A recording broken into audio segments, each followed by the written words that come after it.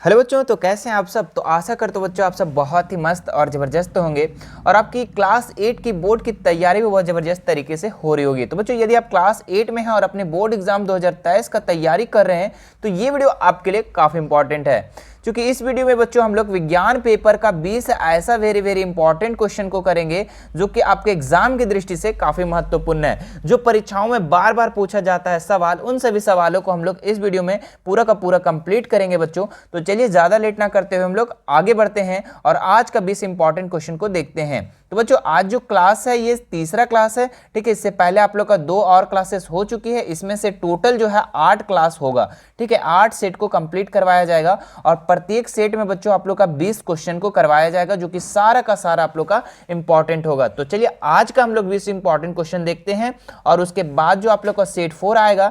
अगर हमारे चैनल पे नए होंगे तो सब्सक्राइब करके बेल आइकन बटन को भी जरूर प्रेस कर ले, ताकि नेक्स्ट वीडियो जैसे आए तो आपके पास नोटिफिकेशन चला जाए, ठीक है। तो चलिए बढ़ते हैं और इसका इंपॉर्टेंट क्वेश्चन को देखते हैं। इसका पहला इंपॉर्टेंट क्वेश्चन देखिए बच्चों, क्या लिखा हुआ है, कोशिका कितने प्रकार की होती है। तो कोशिका कितने प्रकार की होती है, 1, 2, 3 या 4। तो याद रखना बच्चों कि कोशिका जो है 2 प्रकार की होती है। कितने प्रकार की, 2 प्रकार की, यानी ऑप्शन नंबर 2 इसका राइट हो जाएगा। 2 प्रकार की कौन कौन सी कोशिका होती है बच्चों, तो एक होता है यूकैरियोटिक, क्या होता है, यूकैरियोटिक, और दूसरा होता है बच्चों प्राकैरियोटिक, है ना, प्राकैरियोटिक। याद रखना बच्चों कि कोशिका कितने प्रकार की होती है, 2 प्रकार की, यूकैरियोटिक और प्राकैरियोटिक। क्लियर है। चलो अब आगे बढ़ते हैं हम लोग। दूसरा क्वेश्चन में क्या लिखा हुआ है, कौन सा धातु कमरे के ताप पर द्रव होता है, लोहा, पारा, तांबा, एल्युमिनियम। तो आप लोग को पता है बच्चों कि जितना भी धातु है सब क्या होता है, ठोस होता है, द्रव तो होता नहीं है। लेकिन एक ऐसा धातु है बच्चों जो कमरे के ताप पर, यदि आप घर में रख देंगे, हथेली पे रख देंगे, तो वो कैसे बन जाएगा, ये द्रव अवस्था में आ जाएगा, यानी पानी अवस्था में, पानी जैसा बन जाएगा। तो कौन सा धातु है बच्चों, ऑप्शन नंबर ए लोहा है, ऑप्शन 2 पारा है, तांबा, एल्युमिनियम है। तो उम्मीद है कि आप लोग का इसका आंसर पता होगा। कौन सा ऑप्शन होगा, ऑप्शन नंबर 2 पारा। पारा एक ऐसी धातु है बच्चों जो कमरे के ताप पर, कमरे में जितना टेम्परेचर होता है उसी ताप पर क्या बन जाता है, वो द्रव हो जाता है ना। तो ऑप्शन नंबर 2 इसका राइट हो जाएगा। चलिए आगे बढ़ते हैं हम लोग।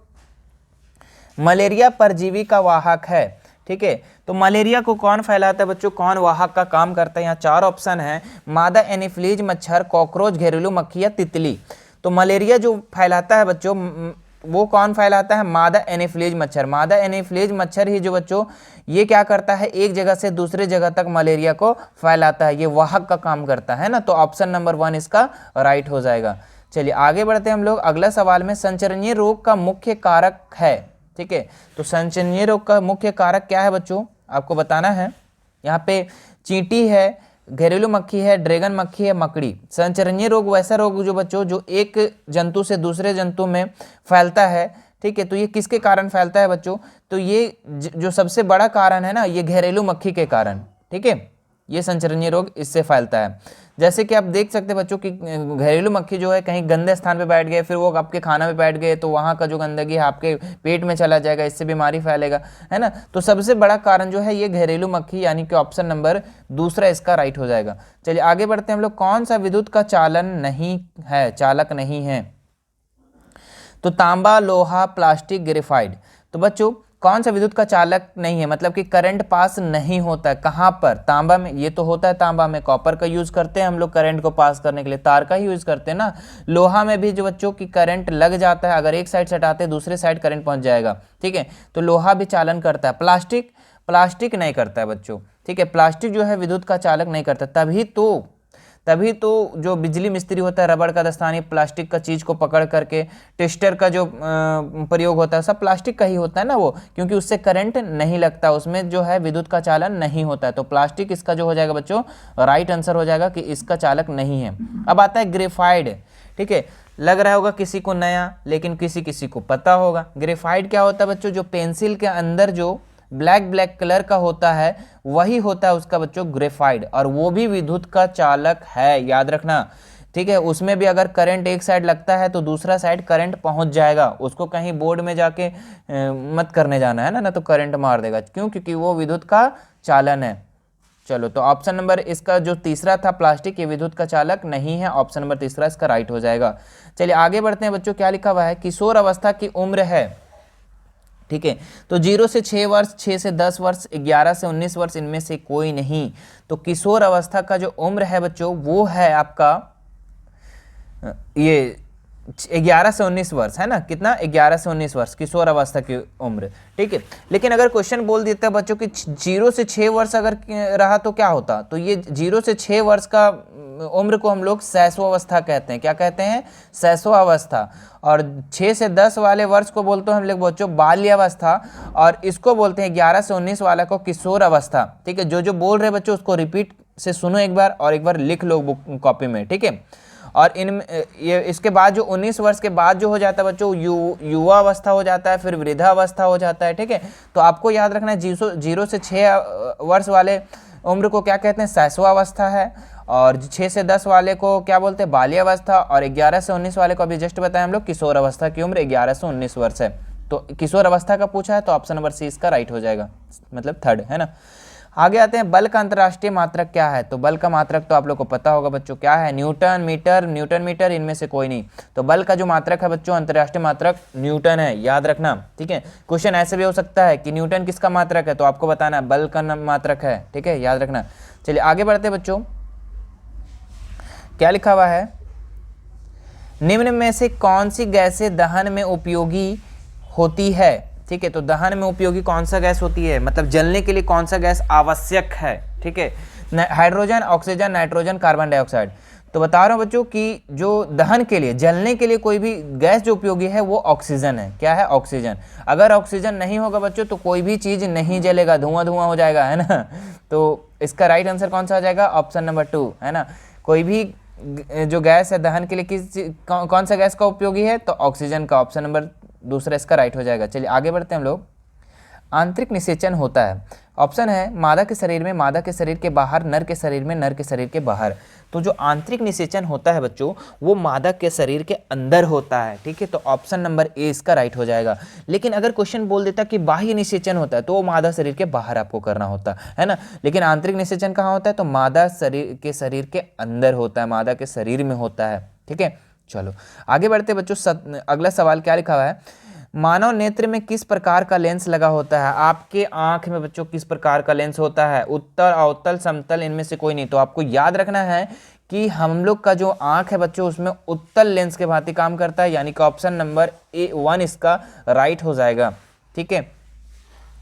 चलिए आगे देखते हैं बच्चों, अगला सवाल क्या है, मिट्टी को उलटने पलटने एवं पोला कटने की प्रक्रिया कहते हैं, तो जुताई, कटाई, बुआई या निराई, ठीक है। तो बताओ बच्चों इसका कौन सा राइट आंसर हो जाएगा, मिट्टी को उलटना पलटना, तो आप तो जानते होंगे, ठीक है। मिट्टी को उलटते पलटते कब है बच्चों, जब आप जुताई करते हैं, है ना, जुताई करते हैं आप हल लगा करके या फिर ट्रैक्टर के माध्यम से आप जुताई करते हैं, तो मिट्टी क्या होता है, उलटता पलटता है, और उस उलटने पलटने की प्रक्रिया को क्या कहते हैं, जुताई कहते हैं। ऑप्शन नंबर 1 इसका राइट हो जाएगा, क्लियर है, ठीक है।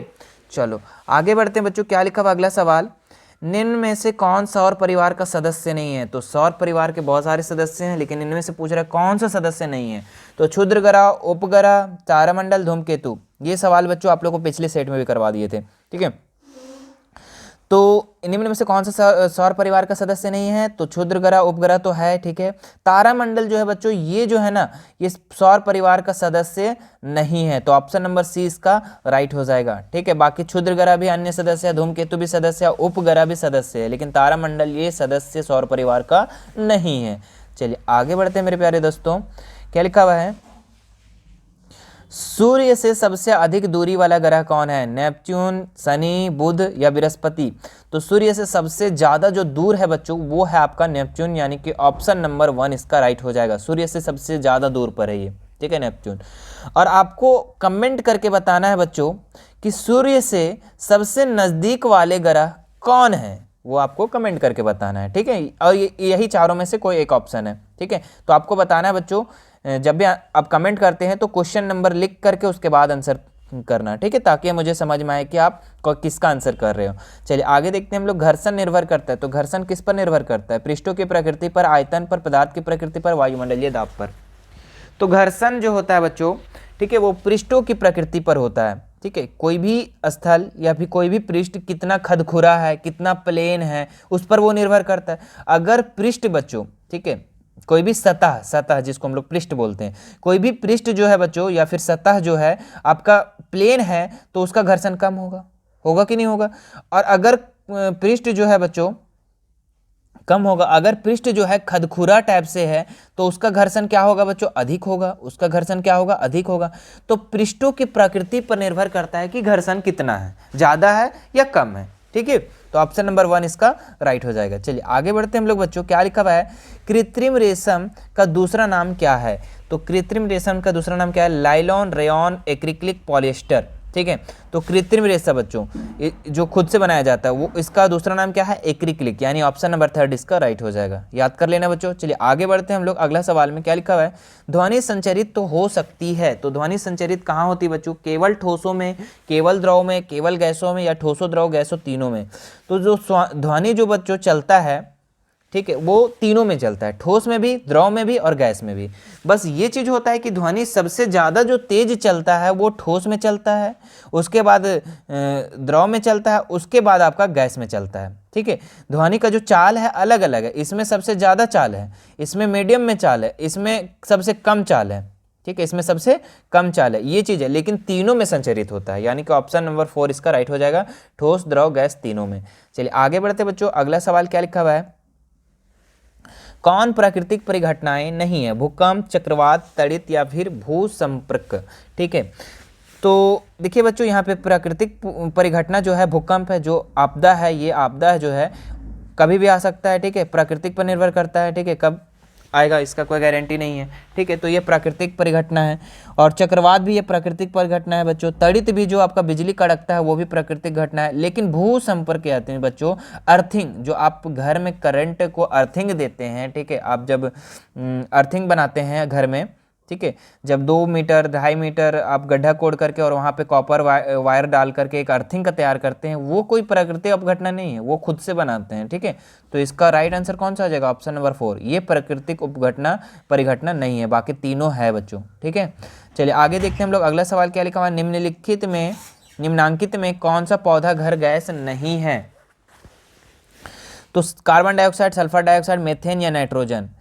तो बच्चों जो नाइट्रोजन है ना, ये पौधा घर का जो गैस नहीं है। नाइट्रोजन और ऑक्सीजन, याद रखना, नाइट्रोजन और ऑक्सीजन ये दोनों जो गैस है बच्चों, ये जो है पौधा घर है उसका गैस नहीं है। बाकी कार्बन डाइऑक्साइड है, सल्फर है, मीथेन है, लेकिन नाइट्रोजन और ऑक्सीजन नहीं है। ठीक है, ग्रीन हाउस का ये कोई गैस नहीं है, याद रखना। ठीक है, नाइट्रोजन और ऑक्सीजन।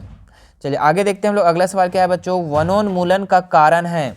तो वनोन्मूलन मतलब कि वन का खत्म होना किसका कारण है, भवन निर्माण का, सड़क निर्माण का, कागज उद्योग का, सभी। तो सभी बच्चों, ठीक है, आप भवन निर्माण करेंगे तो भी वन को काटेंगे, है ना, भवन जितना ज़्यादा निर्माण हो रहा है उस तरीके से वनोन्मूलन हो रहा है। सड़क निर्माण कर रहे हैं तो वहाँ भी पेड़ों की कटाई हो रही है, जंगल खत्म हो रहा है धीरे धीरे। कागज उद्योग हो रहा है, वहाँ पे भी किया जा रहा है, पेड़ों का यूज करके वहाँ कागज़ का निर्माण किया जा रहा है। तो ये सभी कारण है बच्चों वनोन्मूलन का, याद रखना। ठीक है, चलो आगे देखते हैं हम लोग, अगला सवाल, कौन जीवाश्म ईंधन नहीं है। तो जीवाश्म ईंधन कौन सा नहीं है, कोयला, लकड़ी, प्राकृतिक गैस या पेट्रोलियम। ठीक है, तो इसमें से आपको बताना है बच्चों कौन सा जीवाश्म ईंधन नहीं है। तो देखिए ये कोयला भी आपका जीवाश्म ईंधन में आ जाता है, प्राकृतिक गैस भी जीवाश्म ईंधन में आ जाता है, ठीक है, और पेट्रोलियम भी जीवाश्म ईंधन में आ जाता है। लेकिन लकड़ी जो है ना बच्चों, ये जीवाश्म ईंधन नहीं है, ऑप्शन नंबर 2 इसका राइट हो जाएगा।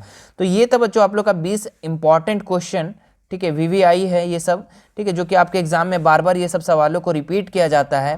ठीक है, तो ये पूरा इंपॉर्टेंट था बच्चों, इसको उम्मीद है कि आप लोग को बहुत अच्छे तरीके से समझ में आ गया होगा। ठीक है, और समझ में आ गया हो तो बच्चों लाइक ज़रूर कीजिएगा और ज़्यादा से ज़्यादा शेयर कीजिए अपने रिलेटिव्स, अपने फ्रेंड्स और अपने स्कूल ग्रुप में।